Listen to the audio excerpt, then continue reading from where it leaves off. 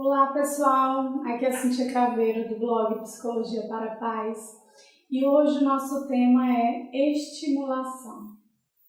Como estimular, quando estimular a criança, como que estimular? Então, são muitas as perguntas, né? E eu acho que a gente deve iniciar com uma questão básica. Nem 8, nem 80.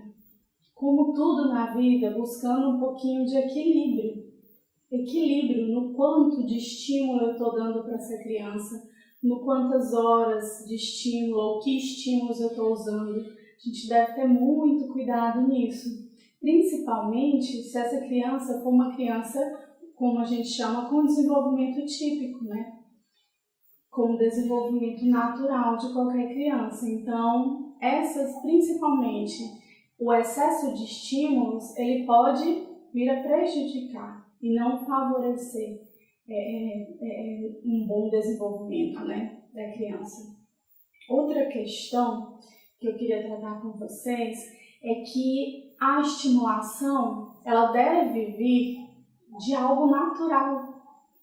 Então, a gente entende que o estimular a criança, o bebê, ele deve vir de uma interação natural do cuidador com aquele bebê, com aquela criança, tá? Não precisa ser necessariamente algo montado para ela, quando a gente fala de uma criança com desenvolvimento típico, ok? É a própria interação, o brincar, o conversar, o olhar, o tocar, isso tudo já faz parte da estimulação, já faz parte do estimular a criança e fazer com que seu desenvolvimento se torne cada vez mais propício, né? Um desenvolvimento de uma criança mais habilidosa, e aí motoramente falando, psicologicamente falando, enfim. Outra questão que eu quero tratar com vocês, aqui eu anoto tudo para não perder, é que para os bebês, então, a gente começa a trazer estímulos relacionados a cores diferentes, a texturas diferentes, a formas diferentes. Então, esses são os tipos de brinquedo que são mais interessantes para estimular a criança ou o bebê nesse início, né, de desenvolvimento. E aí eu estou falando de um bebê mais ou menos de 6 meses em diante, porque até 6 meses o que mais vai estimular e preparar esse bebê é a troca com o cuidador, né? A troca de olhar, a troca do toque, enfim, a troca de palavras, né? Você falando e o bebê emitindo sons. Então isso é o que é mais importante, né? A música é tudo, né? É o melhor de todos os estímulos. Então, a música é um estímulo que eu acho que deve ser usado sempre. E aí, quando eu digo sempre, é desde o nascimento. Desde antes, né, o nascimento, desde a barriga. Então, a música é maravilhosa porque ela estimula e ela desenvolve. E ela acalma em determinados momentos. Então, ela deve ser usada sempre. Selecione boas músicas que fazem parte do seu dia a dia, para que esse bebê também vá conhecendo esses sons e pareando esses sons com momentos positivos que você esteja com ele. Então, isso ajuda demais. E aí a gente entra numa outra questão do estímulo, né? Os DVDs. Os DVDs, e aí eu sempre priorizo para as crianças. Os melhores DVDs são os DVDs de músicas. Olha, um amigo, psicólogo, grande amigo, hoje coordenador da Faculdade Salesiana em Macaé, onde eu trabalhei, me apresentou o melhor DVD do mundo para criança, na minha opinião, né? E na opinião agora da minha filha também, porque ela se apaixonou. Então, ele me apresentou Palavra Cantada. E aí é que eu não estou fazendo nenhuma propaganda, eu só estou dizendo que realmente é um DVD maravilhoso que você pode usar como estímulo para diversas coisas, para desenvolver várias coisas na criança. A linguagem, a parte motora, a parte de equilíbrio, porque tem dança, porque tem fala, porque tem cores no DVD, porque são músicas legais e fáceis para que elas compreendam e que aprendem também ouvindo, né? E cantando e dançando, enfim. E ela ouve desde muito cedo. A música realmente é algo que a gente trouxe para a vida dela e que eu acho que faz uma diferença gigante na hora que a gente vai falar de desenvolvimento de uma criança, tá? E aí eu tô falando muito da minha experiência, não quer dizer que você tenha que fazer, mas que realmente está comprovado, né, gente? Cientificamente comprovado que a música é o melhor estímulo para o cérebro, é o melhor estímulo para tudo, né? Para a vida, diria assim. A questão da TV, da estimulação pela TV, eu vou fazer um outro vídeo falando sobre isso, porque tem alguns detalhes e ela vem junto com as novas tecnologias, então eu quis separar num outro vídeo, né? Há uma diferença quando eu tenho uma criança com desenvolvimento atípico e quando eu tenho uma criança com desenvolvimento típico.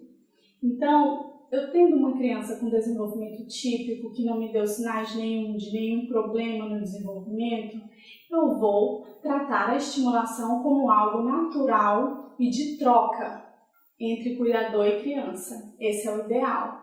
Agora, quando, para até não botar a carroça na frente dos bois, como eu dizia, né? Para não atropelar esse aprendizado. Quando eu tenho uma criança com desenvolvimento atípico, que tem alguma síndrome, algum problema de desenvolvimento, eu não posso deixar essa estimulação estar só quando eu estou numa interação natural. Eu também tenho que arranjar condições para aquela criança, para que aquele desenvolvimento venha de forma mais eficiente para ela, porque tempo é algo que realmente elas não têm. Então, a gente trata de forma diferente o que por conta de uma necessidade da criança, tá?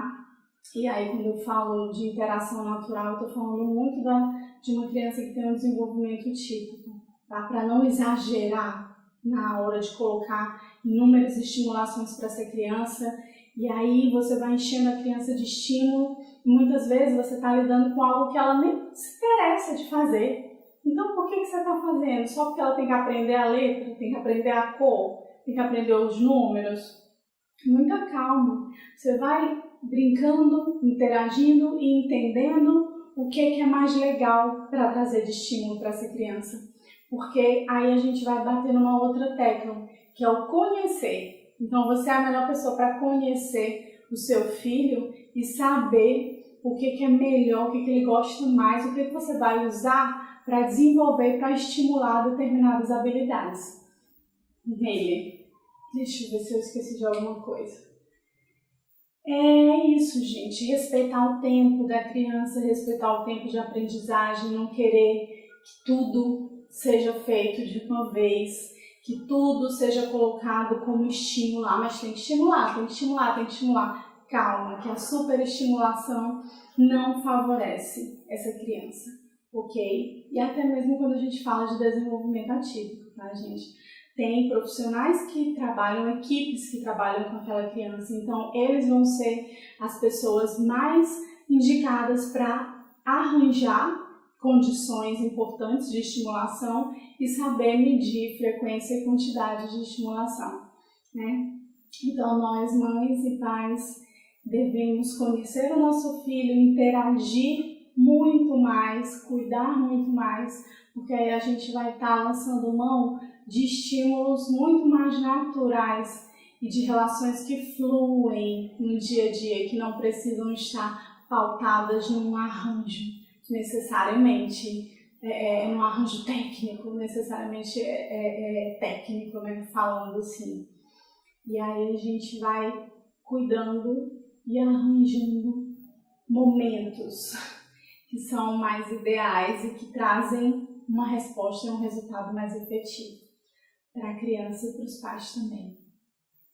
Espero que vocês tenham gostado desse vídeo e se vocês quiserem, podem clicar no link de descrição desse vídeo, que vocês podem baixar um e-book que eu construí baseado no desenvolvimento da criança. Então esse e-book ele traz algumas informações importantes sobre as fases de desenvolvimento da criança.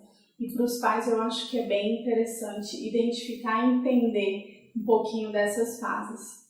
Espero que vocês tenham gostado e eu aguardo todos no próximo vídeo.